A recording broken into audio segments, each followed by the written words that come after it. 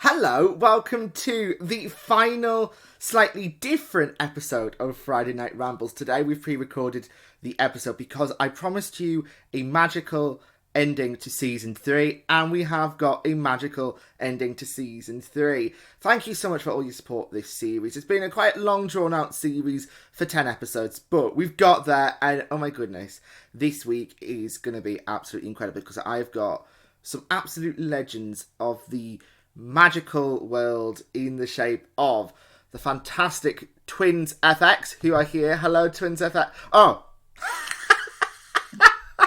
absolutely love that. Hello. I thought we were being invaded by the stormtroopers there. Yes, put the mask back on. Well, that's one way of getting masks around the place at the moment, but welcome. And finally, I can't believe this is happening. Not only have we got the twins who are absolutely incredible at what they do, we've got Richard Cadell as well. Hello, Richard. Hello, twins. Hello. How are you? I'm really great. This is fun. Little, good lineup and all that. Paul and Gary. Yay. I can't tell which one's which. I'm not going to lie to you, but we'll get there eventually. How are we all doing on the week after theatres have been allowed to reopen? How are we all feeling? Well, I think it's very positive. I think it's a slow beginning. It's small baby steps first, but I think I think everybody's on track, and fingers crossed if everybody follows the rules and the guidance, and we all keep wearing masks. I think the future is very positive. How about you, Richard? I'm buzzing because I'm one of the few turns that got to work pretty much on the first weekend. So I was up in Liverpool with a show called Extreme Magic, and we did a Saturday night there. It was sold out, which was, we don't know whether that's because they liked the title or people just were itching to get back into a theatre.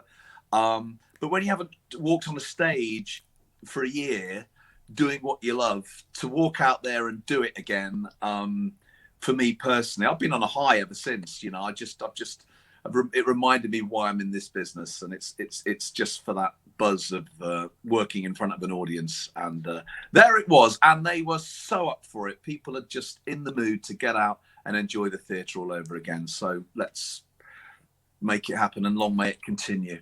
I don't know about you, but I've been working in a theatre this week, and I've really missed the smell of haze. I don't know what it is about the haze. I've really missed the smell of it. The joking. We've been in Butlins for the last nearly 3 weeks because they've started back up last week. So we've got some effects in some of their shows. And again, like you say, it's the smell of the haze, the smell of the just backstage, the smell of a cloth that you walk past. It's a bit musty, and it's a bit, that dust smell. You just walk around sniffing things, Gary. Yeah, well, yeah, just generally. You know what the smells are like, and you go into like a dressing room, and the smells are it's just all it's all that which you forget that immersive stuff. Just go to Richard's. Before we talk to you, my dressing room stacked, honestly. It's like a tart boudoir. It's like a tart boudoir. What do you mean? All those candles, yeah, the candles. It's the Creed aftershave they like. Really aftershave, Jesus. Before we talk to you individually, what I really want to know is, how did you three meet?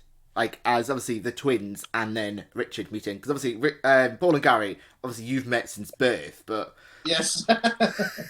Can I just butt in and say the thing that makes me laugh about this? We've become friends over the recent years, but actually I didn't realise, but we were sort of rivals.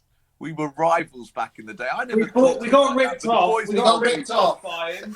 Yeah, we were got ripped off by these suitcases. Was it Bill Smith? We went to Richard's place when you were in Breen. You had your fun park, your amusement park, and he was selling some stuff. So we were like really were competition. You know, he was an illusion act, we were an illusion act. Richard was always getting the choice judge. Yeah, he was always getting. He had a motorbike, and we were like, and He was also getting all the.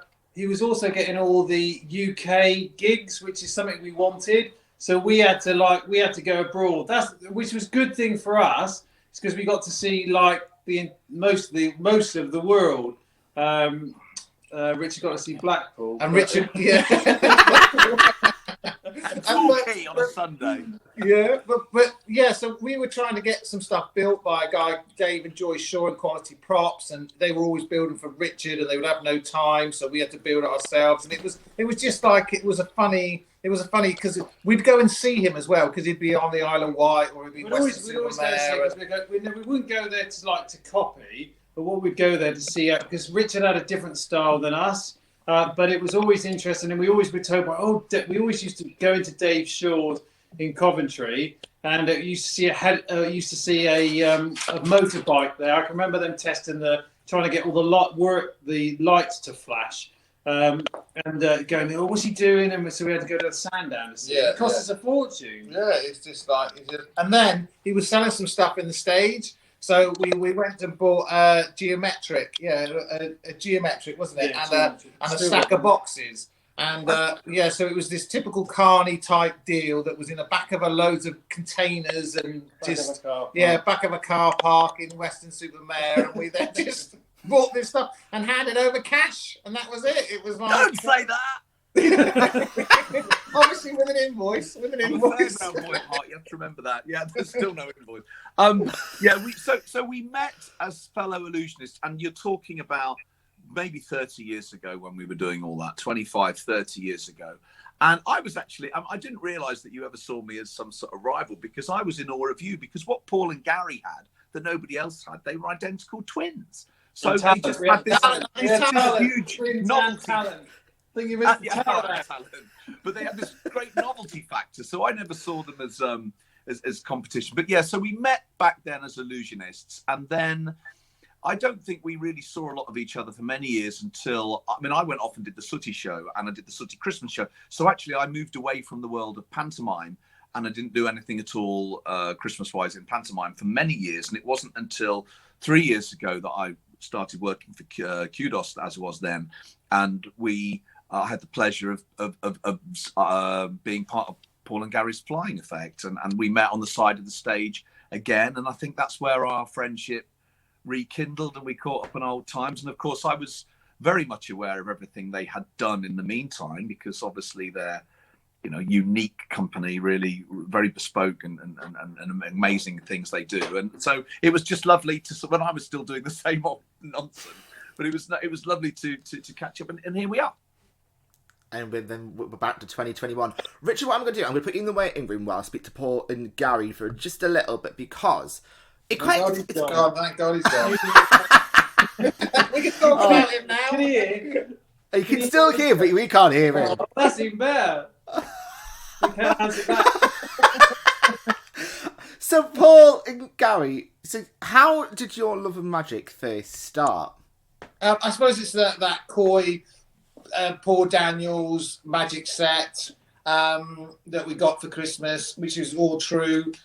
We went and saw a pantomime, which we've got up on our office, one of our office walls. We've got the original program, and behind me there's photos of people that were in it, and we went to backstage and got their autographs and stuff, and that's where it started. Just the love of theatre and the love of... And then we both became Ponce's Bluecoats, and then went down the route of doing a couple of seasons there. We bought some magic tricks off of a comedian called Lee Mack, not Lee Mack, but another Lee Mack, who hails in Dubai now, and he was in the Jersey circuit. He was a well-known Ents manager, and we just watched all the other acts and went, "Oh, this would be really good."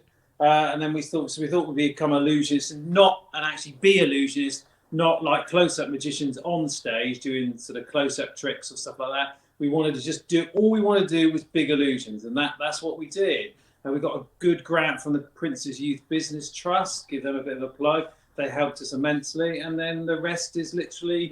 We worked everywhere worldwide. We just literally never, ever stopped. We went from cruise ships to casinos, to cabaret venues, to casinos to cabaret venues to touring war-torn countries. It was with the GSE or CSE Combined Services Entertainment. We cut our teeth for a year on the social clubs in the UK, and that was all. They were always interested. And because we were doing illusions, we weren't doing small stuff. So that was hilarious at some points when we were dragging all these big things in.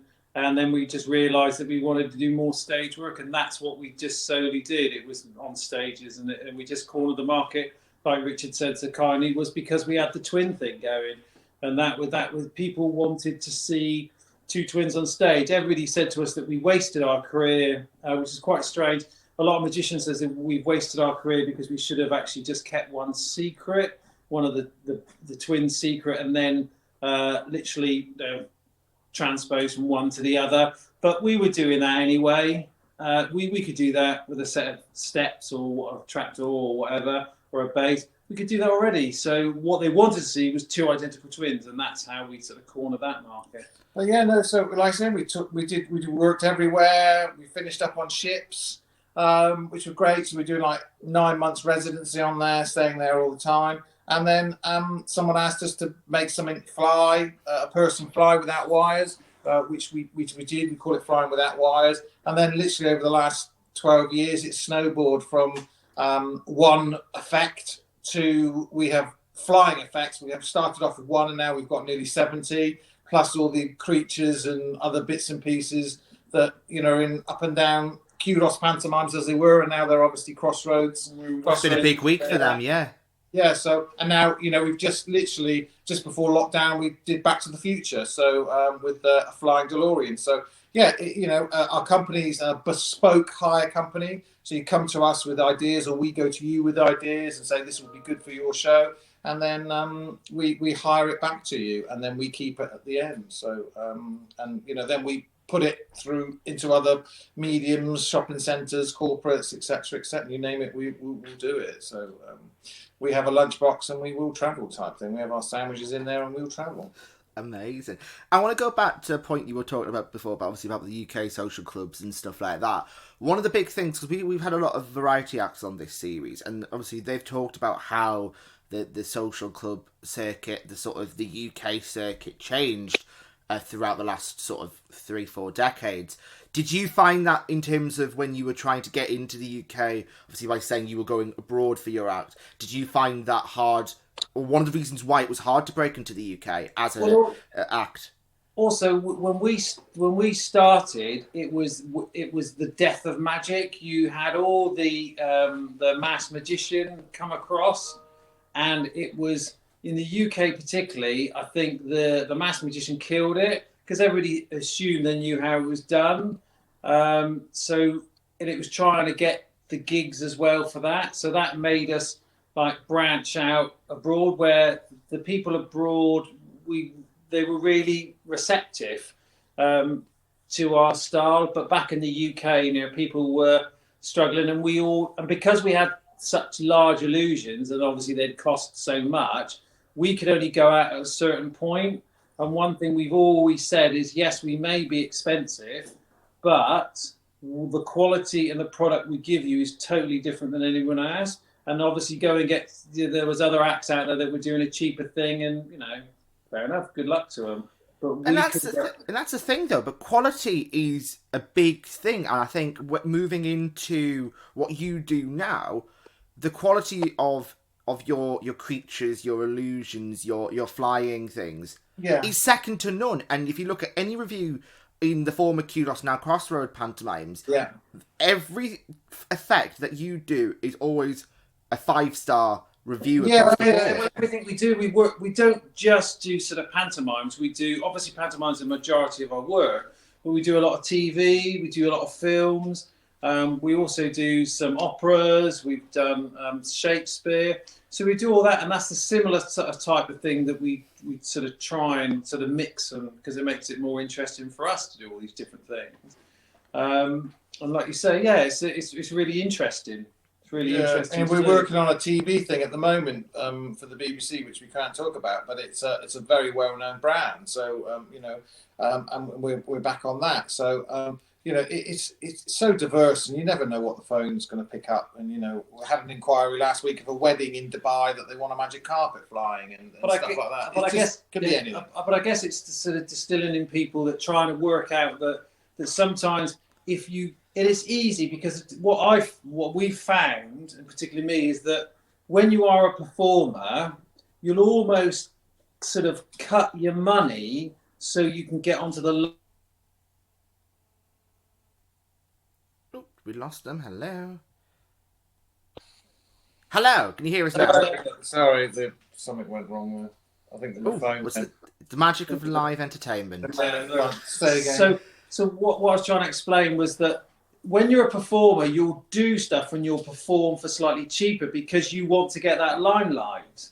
And I never sort of almost wanted that limelight. What I wanted was to give out a good product, and that's what we always tried to do.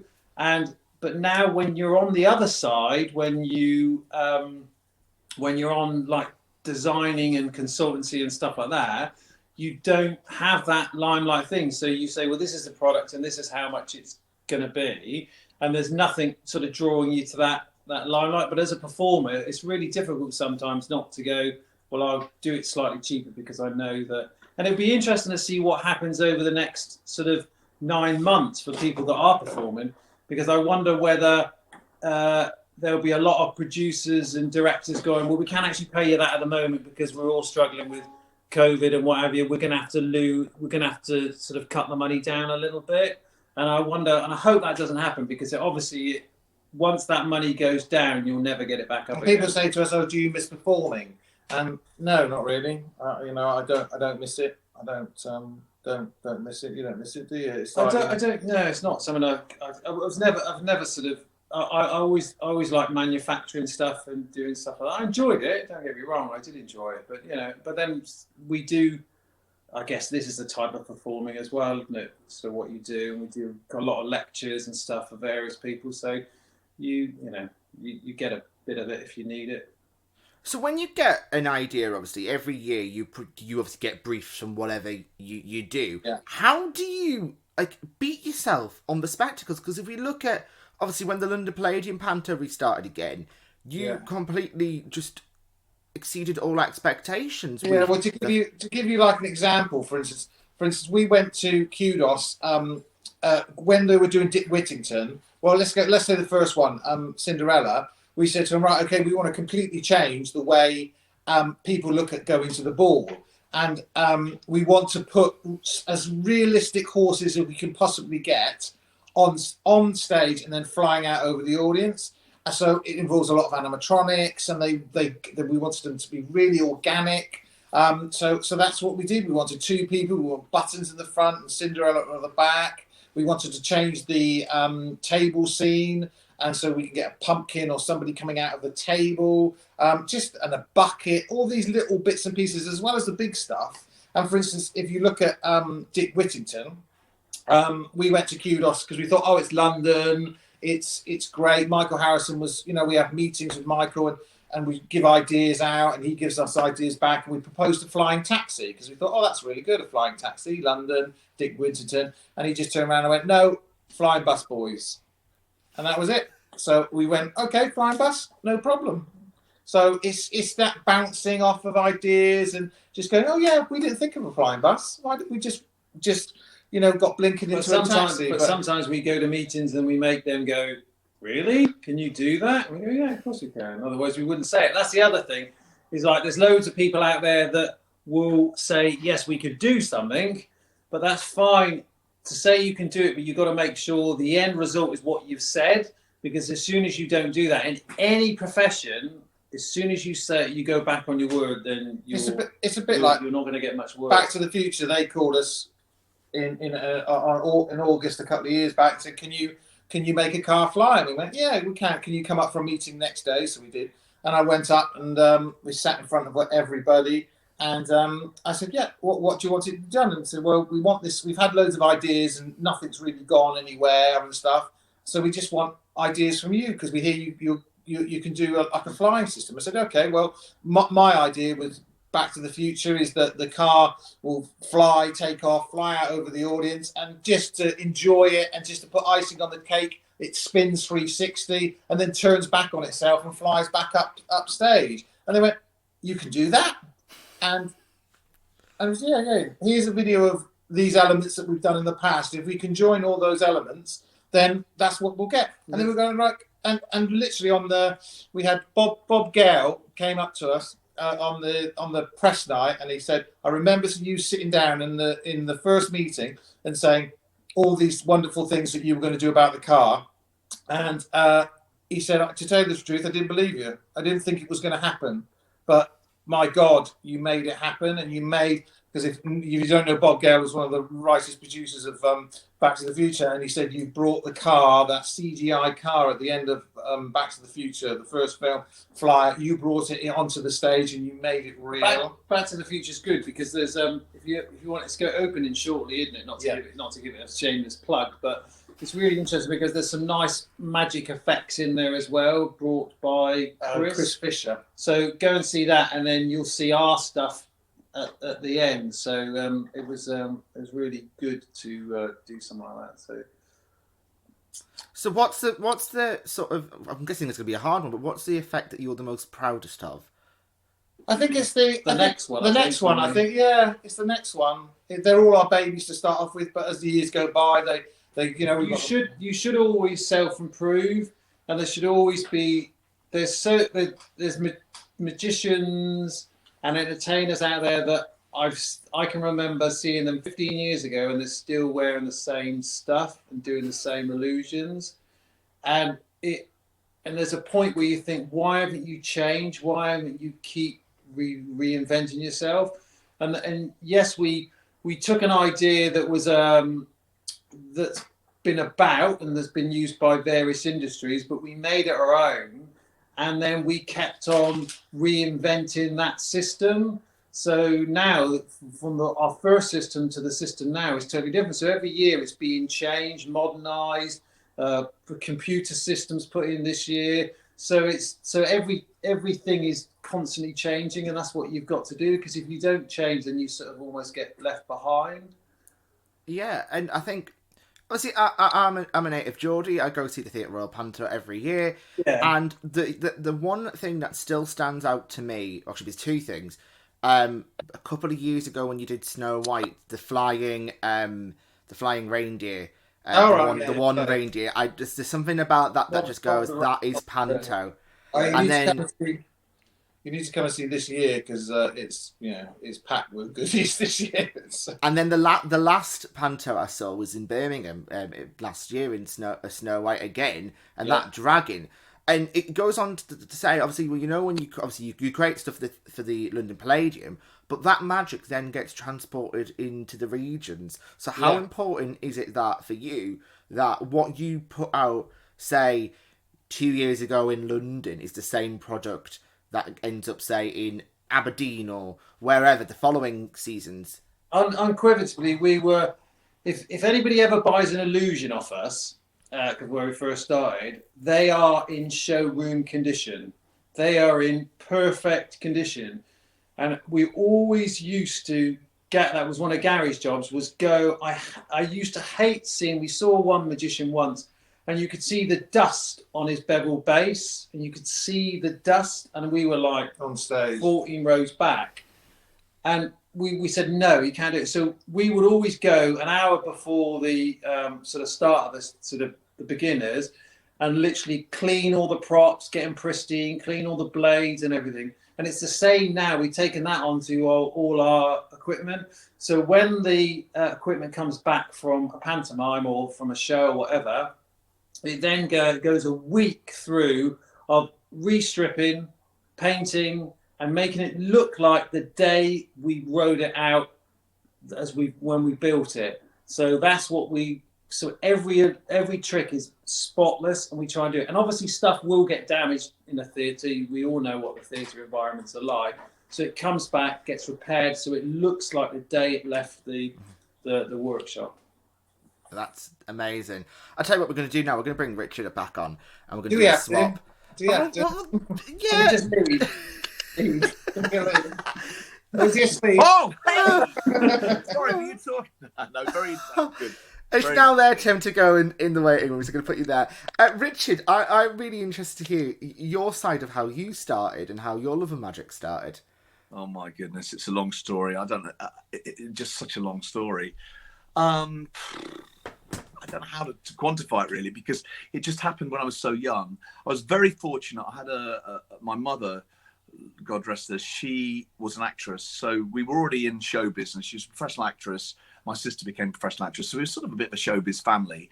And I was an actor when I was a kid, a child actor. And I was in a play, and I was the son of this guy who was learning how to be a magician for his next play. And I was having piano lessons at the time, which I hated as a kid. And I couldn't get around my head that this guy was having lessons to be a magician from a member of the Magic Circle. And together with this actor, we persuaded my mum to let me switch from piano lessons to magic lessons. So by the time I was 8, I was having lessons in magic from a member of the Magic Circle. And immediately I went to school, and I could do things. I didn't have a lot of friends at school and to start with, but once you can do a magic trick, they all want to know you, because you can suddenly do something that other people can't. So it was a great social tool I learned very young, and I just fell in love with it. But I had an interesting experience with it, is that because I was taught by members of the Magic Circle, I was doing magic for magicians, sleight of hand, card tricks, manipulation. And I won the Young Magician of the Year competition when I was 15. And I went out into the big wide world as a professional magician, and I learned very quickly that what the commercial audiences want to see is not what magicians want to see. And here was me, Young Magician of the Year, thinking I would be a big success, and actually died. And everybody who's a performer watching this will know what it's like, particularly if you're a variety act, to die on your ass. It's not nice. You have to do it. It's part of the learning. And Jesus, I did it every night.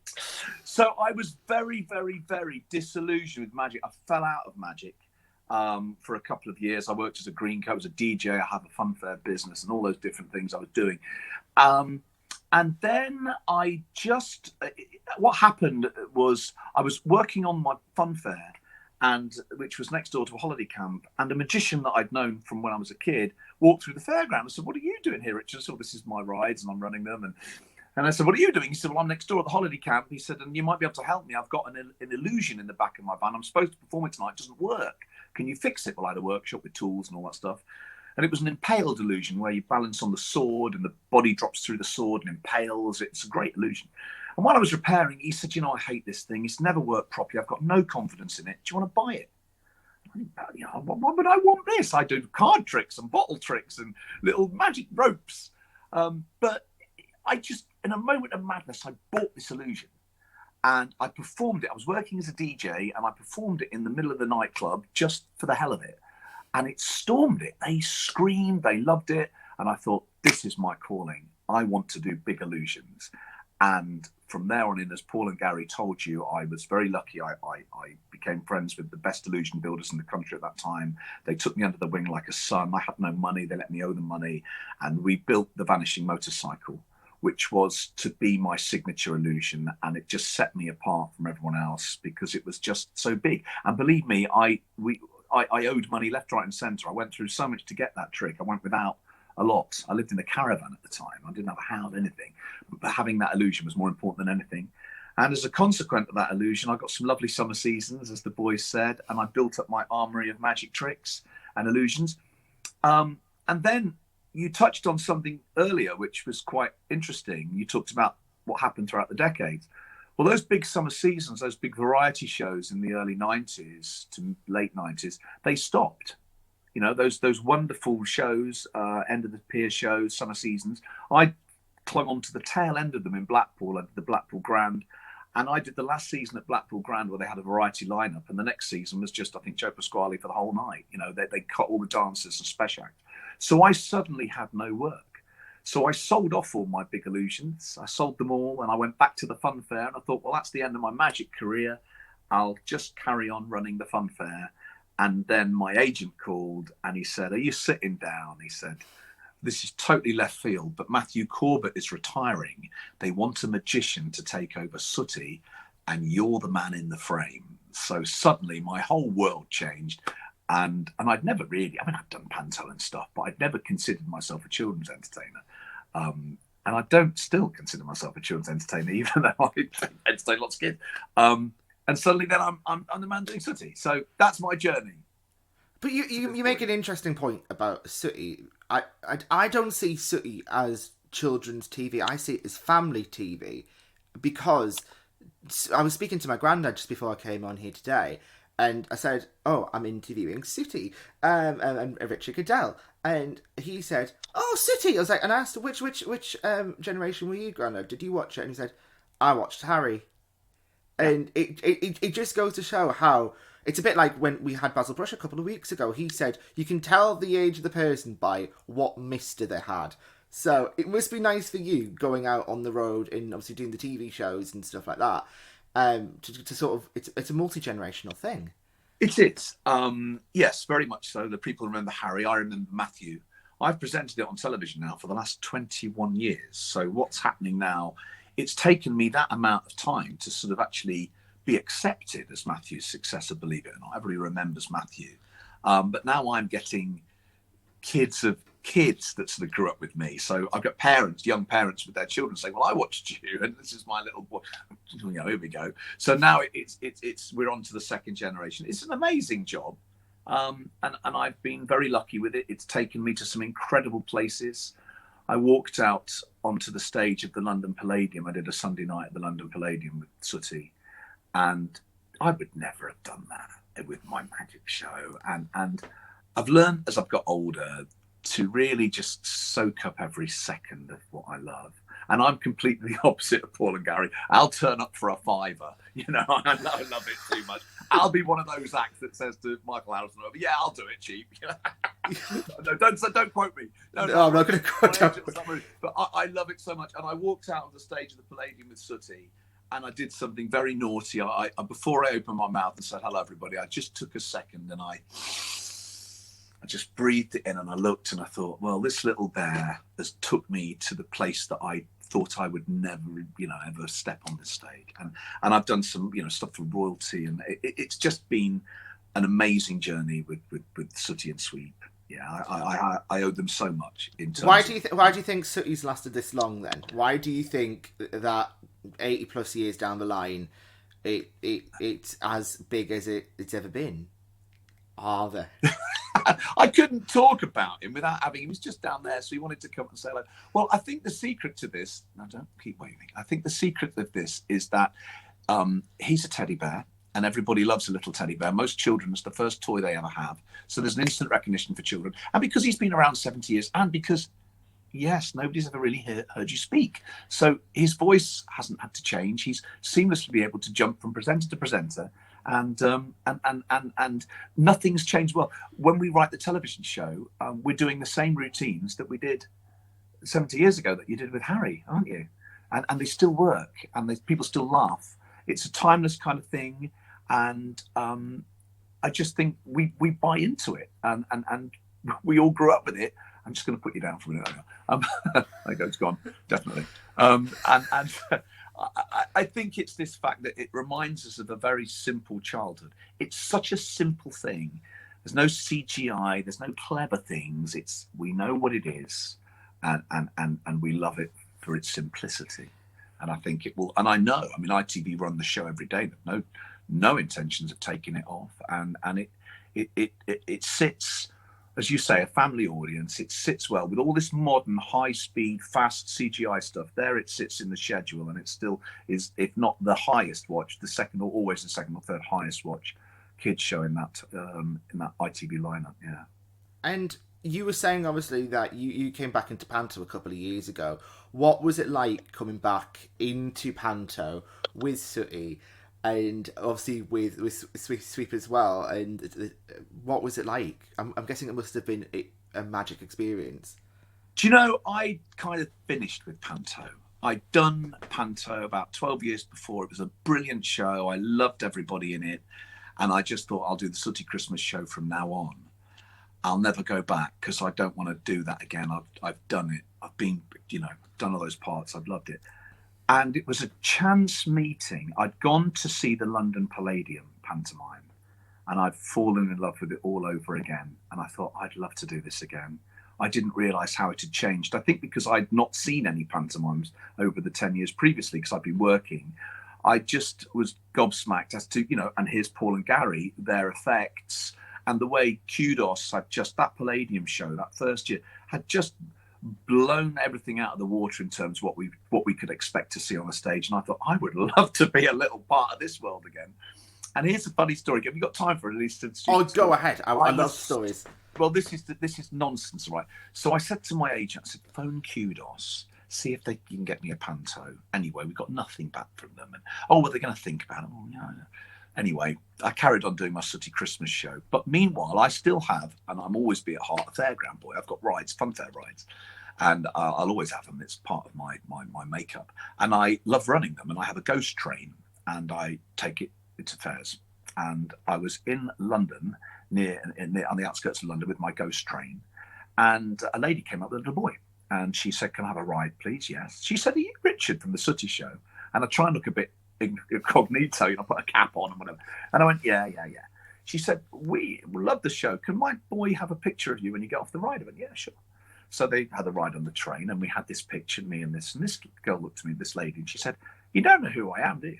I said, no. She said, do you remember me? I'm Catherine Rooney. I was Snow White when you were Muddles 15 years ago in Stoke-on-Trent. I went, oh my God, Catherine, I didn't recognise you. Because the last person, it's 15 years, and blah, blah.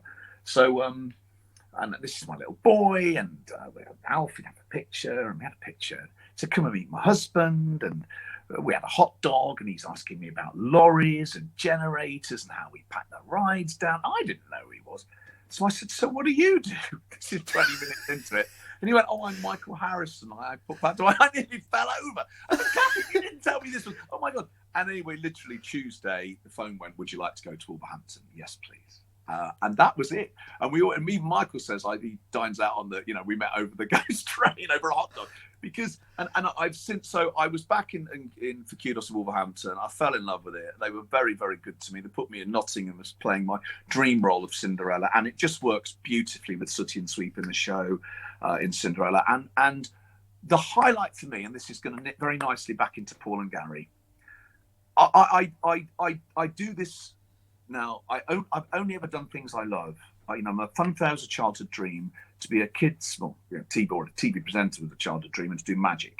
So now I bought my Big Illusions back, and I do the Big Illusions in the pantomime as well as Sooty and Sweep, and I do my comedy. So I was playing Buttons in Nottingham last year, not last year, obviously. The last season we had, yes. The last season. And I get to sit on the flying coach, the coach Paul and Gary are describing, with those immaculate, incredible animatronic horses, which fly over the audience. And I'm going to probably well up now because I'm a big crybaby.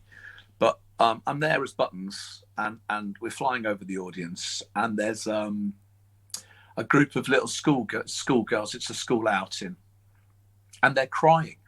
These girls are crying with happiness. This one girl particularly, she's got her hands like this, and she's crying with happiness as Cinderella flies over her head with the coaches, and I'm waving and they're waving back, and the tears are down this girl's face and all the girls around her. And I just started bawling, and I thought, what we do, with Paul and Gary talking about the technical, wonderful things they achieved, how the mechanics and all those clever things. But let's forget all of that. Let's strip it all back, and let's remember we're creating dreams for these kids. That little girl will go out to the theatre. She'll never forget that moment. And I was just part of that moment, that little moment, as was, everybody that had made those shows, the whole, and that's why I'm in this business. And I just, for me to be able to sit on those things and wave and do my shtick, it's just a dream. I have to pinch myself sometimes. You've nailed it on the head. Now you're getting me welling up, so let's not even brush over that part. Let's get the twins back on. Right, okay, we've got empty seats. Oh, they're just it's a protest. It's a protest. Oh, sorry, we're back on. Sorry. The protest. I must admit though, with Richard and Sooty, my two kids, Sam and Alfie, so they've grown up with Richard being in the background and Sooty and Sweep and Sue. and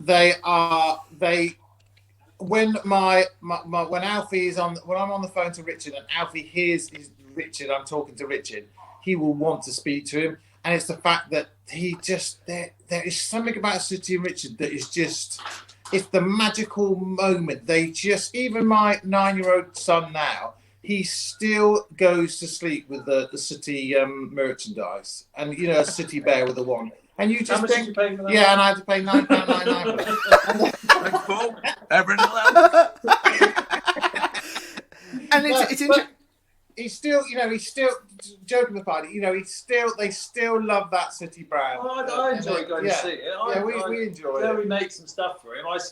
I go to see it because I actually like Sooty. So that's the. And one thing I must say with Richard that I don't know of anybody else that puts up with it is that he will, after a show, so he's done a 2-hour show, running around, doing his craziness with Sooty, he stands out the front and says hello to every child, gets a little conversation with him, then a little photo, and we move on. And he continues to do that at every show for his fans. And you take my hat off to him, because yes, there is a merchandising stand, but it's a completely different area. It's just him and the kids and Sooty. And money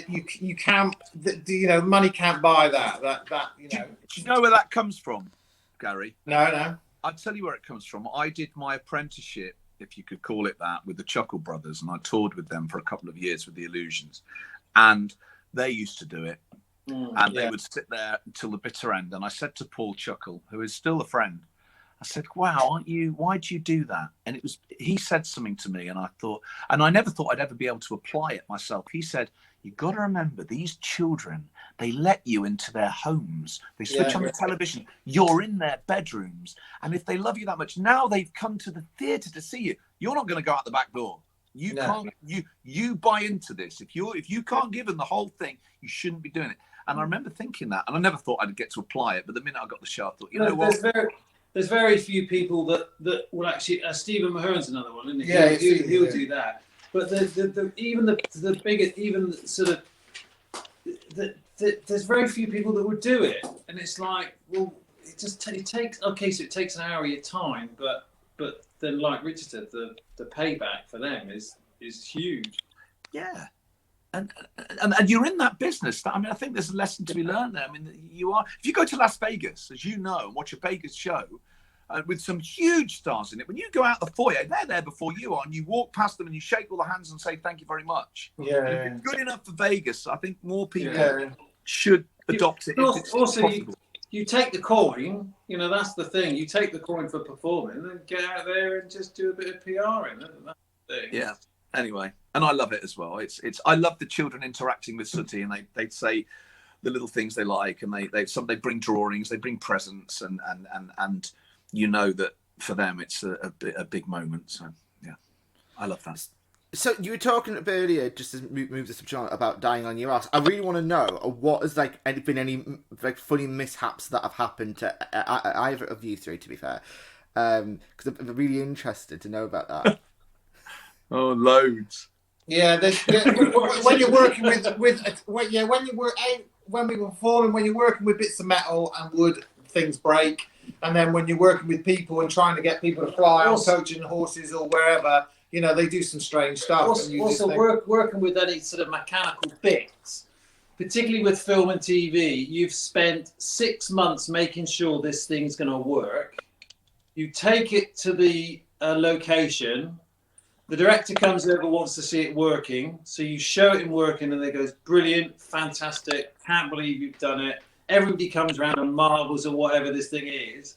And then as soon as you get it out on front of the camera, the thing stops working. And it's always the same. It's that moment. It has a jitter. For some reason, it gets, I always say, hang on, it's got a bit of stage fright, and like there's something silly that's gone wrong, that's never gone wrong before. The batteries come off, or I don't know, whatever. You put it back and then it's fine. But it's funny, it's always on those like time crucial jobs where something always just dies or something, or a battery gives away.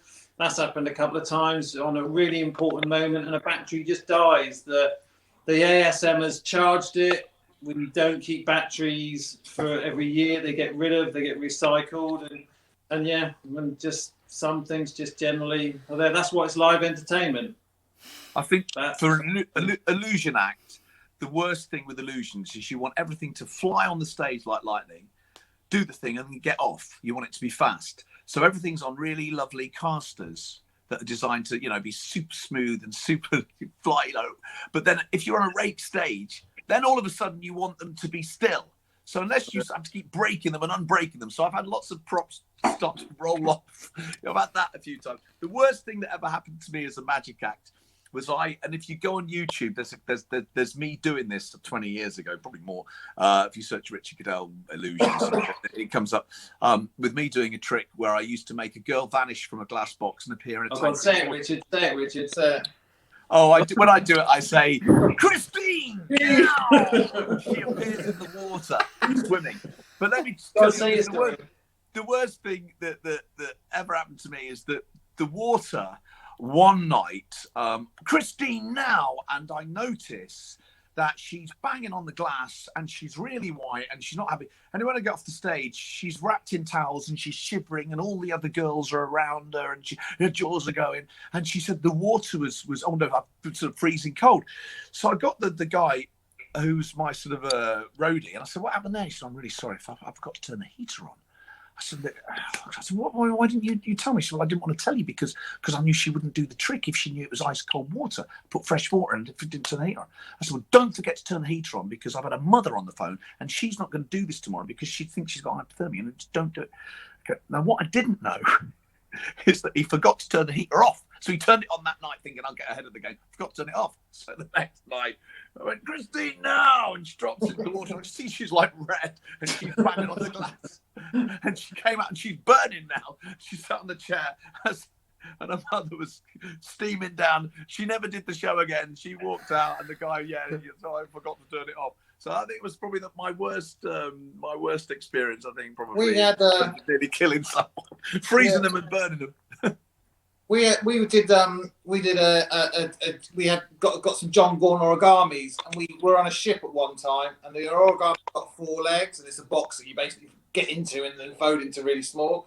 And the origami was we were on stage. Paul, New York, coming out of New York, and then as we were doing the origami, Paul had gone in, the box had been folded, the swords had gone in, and I was just about to go and spin it around, and it was this big moment, and we hit a bow wave, so the bow wave just smashed us, and the theatre was at the front of the ship. The vibrations just went through, the origami lifted up off the floor, and I just remember, because I'm just behind it to the side, and it just lands on the floor with 4 wheels, and then it just, the front 2 wheels, because the impact just goes, so then Paul is trapped in a box, 2 of the legs have just snapped off, because this wave. And what do? You just shut the curtains, and that's all we could have done. It was just a nightmare. And I unceremoniously got Paul out behind the curtain, and we just carried on. The whole ship was in absolute chaos because there was glasses had fallen down. There's people that had been knocked over. It was absolutely a mess. That ship. You were lucky if you were sat down. Wow, crazy. Let's talk about this year, because obviously last year was a bit naff. Richard, you're going back out on the road with Sooty and co later this year. Tell us a little bit about that.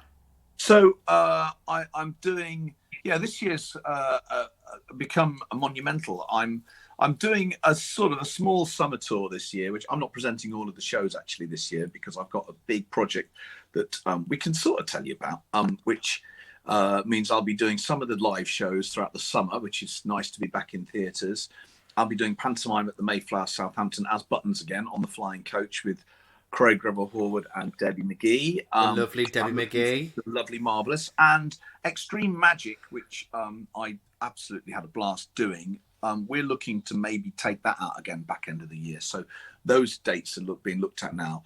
But the big sort of project, which we are just so close to. I mean, if you'd have been a week down the line, we could have said this with certainty. And it's 99.9% 99%, but it ain't over till the fat lady sings, is that we've been working for many years on the idea of a full-length feature film Sooty movie, and with stars and wonderful scenarios. And making a film is a totally different genre to a theatre, and it's a world I don't understand, and it's taken me many years to understand how it works.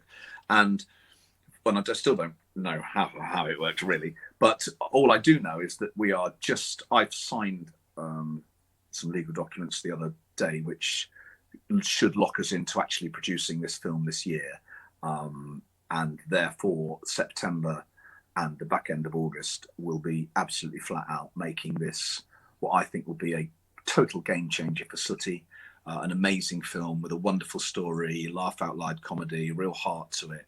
And it's been many, many years of work. And if that happens, then Paul and Gary, our friendship is going to cement, as they will be the guys behind some of the effects and magic within that film. So, but it's all kind of there's a heavy pencil. But if it never happens, then it's just, this film world is crazy. There's a lot of money involved in a film.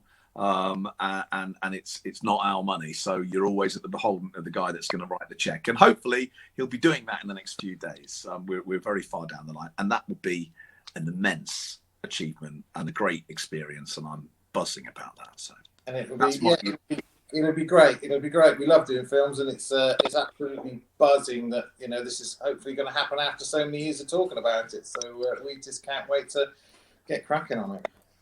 Because I do a bit of research on all the guests that we get on, and I was looking through some things about Sooty's past and people that have made cameos before. I mean, you've had Sooty's had some very famous friends. So the fact that the stakes are being raised again, I guess, is sort of not only amazing but sort of future proofing for Sooty as well. I think so. There are exciting plans for Sooty in the future, because we don't want to change it, but it has got to move forward to stay current and all that stuff. It's funny what you say about the celebrities. When we make our television show, the budgets are tiny for children's television, particularly ITV, and we really don't have a lot of money for our celebrities. And we've had some wonderful names, some big names turn up. And if you were to phone their agent and say, "Hi, we're doing a children's show," and it was just a non-named new show, they probably want 10 times the money. The minute you say it's the Sooty show, they want to do it. And we say, "Well, look, we've got this tiny bit of money." No, it's not about the money. They just want to be on the Sooty show. And it's sort of been the case with the film. We've got some nice names that you will recognise interested, and we've had to sort of say, "Look, British film, can you think about it for this?" But once you say Sooty, then you're sort of halfway there, because they all love it. So, and Gary, Paul, obviously, hopefully, I have literally every limb that I can possibly crossed that Panto season goes out ahead at Christmas. So how's that going to be for you? Because obviously last year there was very minimal, if anything, happening. So what is it going to like to be finally getting things back out? Well, it'd be great. It's the staff are back. We were lucky enough to get a recovery, an Arts Council Cultural Recovery Fund grant. So everything's cooking on gas, and we're ready to do a pantomime season. So hopefully, fingers crossed, it will be great, and we'll have a pantomime season. I think we need to get back to it. All theatre is not going to look too bright if we don't have something back on the stages. And obviously this year as well, obviously was the news this week. Nick and Thomas from Kudos obviously is stepping down, and Kudos is taking a brand new form. So for all three of you, it's going to be a new start in some way, shape or form. So how does that feel? Oh, it's great. I think it's great. It's really positive. Crossroads is a great company. We've got David Ian fronting it with Michael Harrison. So, two lovely guys that are really going to push Panto to another dimension, and it'll be great to be a part of that with them. It's great. It's fantastic. It's great to it's not great to see Nick going, but he's off to pastures new. He's going to keep Kudos Entertainment, and he'll have a nice sunny, I'm sure sunny Christmas somewhere. So he's been at it for a long time, as Nick. So fair dues to him, and it's time for a break. And Richard, you've got one of the biggest theatres in the country at Southampton. So what was it like to go? You talked about the London Palladium, that or Southampton. From speaking to friends that live down there, it's a grand theatre. Yeah, I mean, I'm thrilled, and I felt like the same way about Nottingham. When my first pantomime in Nottingham was 20 years ago, and Little and Large were the top of the bill doing the comedy stuff, and I was one of the merry men in Robin Hood. I never dreamed that I would go back and headline the comedy stuff. It was a dream, and to go to Southampton's dream. What's been wonderful for me with the pantomimes, which is why I went back, is that I've been able to, as I mentioned earlier, resurrect my big illusions, and they're woven within the story. And because Southampton is such a nice big venue, there's opportunity for me to do some really big stuff this year at Christmas. So I'm thrilled about that, because I get to do Sooty, I get to do comedy stuff, and then I get to play, because the illusions are my hobby really now. And so that's what's really appealing about going to somewhere so nice. But I'm just living the dream now, I mean, I'm 53. I've got nothing more to prove, anymore. I do what I do, and I'm not going to get any better at it. So I just soak it up. Sometimes I'm on the stage and I think, oh, I'm actually doing this. It's me doing this. I'm actually on the stage. It still gets me, and I love the fact that it does still get me. I've worked in Panto, and we're all probably going to know who I'm talking about, or many people that fit this description. I've worked with a few people that are famous that kind of are there.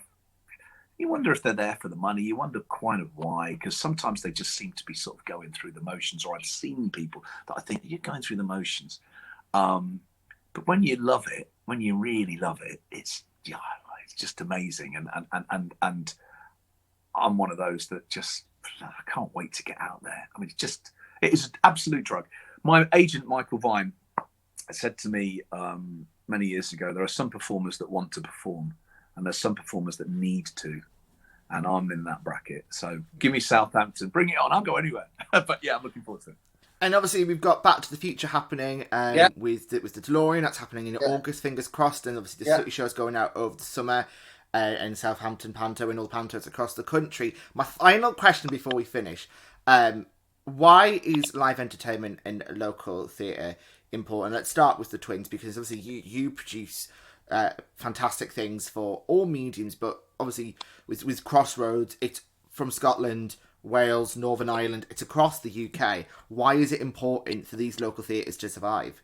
Oh, I think it's very important, because a lot of theatres depend on pantomime. They depend on people going, and they've had a hard time over COVID. We all have, let's face it, we've all had a hard time. But without that pantomime, it's sometimes it can be up to 60% of their income for the year. So it is important that people go back to the cinema, the theatre, because as with cinema now, cinema's dying because people aren't going back into it. So we don't want that to happen, because it's going to be a boring world if we're just going to look at screens all the time. We need to have that through the reaction we need to sit in a room full of strangers, and then at that moment when that curtain goes up, everybody becomes one, and there's no other feeling like it. And we all laugh, and we all cry, and we all get emotional at the same time. You think about it, you're sitting next to a stranger you've never known, but at the same time, you're just being involved in this whole performance that you see in front of you. It's a wonderful, magical thing, and we must keep it. We must keep it. It's very important. And final word from Richard. Well, I think the boys have just said it. They've nailed it. I mean, pantomime is, obviously you talk about the whole year of theatre, not just pantomime, but I'm going to say the very obvious thing. Pantomime is often the first introduction to theatre a child has. And based on that experience, they'll decide whether they're going to go back and see other productions throughout the year. So they are the audience of tomorrow. So it's super exciting that not only Crossroads, but all the other independent pantomime producers generally across the board seem to be really raising their game. Because not only is it a good business model for them and the theatres at Christmas, it is safeguarding those theatre-going audiences of tomorrow, which is why as performers we have to always give 100%, because we are safeguarding our future and the future of theatre. So, and it's just a wonderful thing to be able to be part of. And speaking about upping our game, before we say goodbye to Richard and the twins, I've got to tell you, it's been a fantastic series, this series. Thank you so much for watching. But it's competition time, because to celebrate our year of Rambles, we're going to run a competition throughout June where you can win a Just Eat voucher worth £30 plus a Rambles goodie bag full of Rambles merchandise. Now, what you've got to do, after this video finishes, there's going to be a social media post put up on all our social medias. You've got to follow our social media. You've got to like that specific post and comment your full name. Now, you will only be counted into this once on any social media. So if you comment on Facebook, your entry will not be counted on Twitter or Instagram if you like and follow those. The competition will close on the 2nd of July. And then the winner will be announced on our first episode of Series 4, which will be the 16th of July. We're going to come back in July and we're going to up the game. But I have to say a massive thank you to all our guests this series, but particularly the amazing Twins FX and Richard Cadell and Sooty, because this has just been a dream come true. Thank you so much. Have a lovely, lovely next couple of months, and we'll see you later. Thank you so much, everyone. Goodbye. Thank Bye. you. Bye. Bye.